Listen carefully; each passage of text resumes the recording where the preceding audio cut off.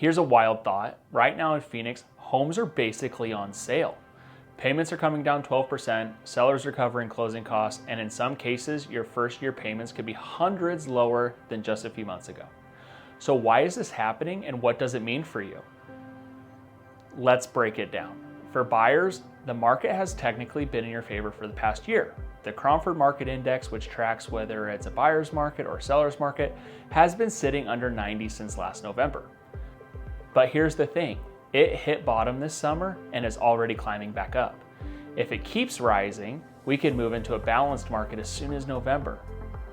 Translation, the window of opportunity for buyers might be closing faster than people may think. Now let's talk numbers. Back in January, interest rates were about 7.26%. Today, they're closer to 6.27%. That 1% difference means your monthly payments on a $350,000 home drops by roughly $240 a month. Pair that with prices dipping about 2% in the $300,000 to $600,000 range, and you're saving nearly 12% compared to the start of the year. And it gets even better.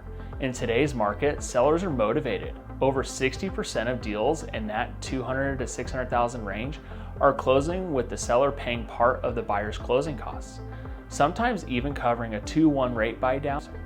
That means year one, your payment could be as low as $1,700 on that same loan. In year two, maybe $1,900. That's a massive difference. Big message, if you've been waiting, homes are literally on sale right now. But as the market balances out, that negotiating power won't last forever. For sellers, I know headlines about recession sound scary, but funny enough, historically, recessions have actually helped housing demand in Phoenix. Why? Because recessions usually drive lower interest rates. And while unemployment may rise, the majority of people are still working, and lower rates actually allow more of them to qualify and buy.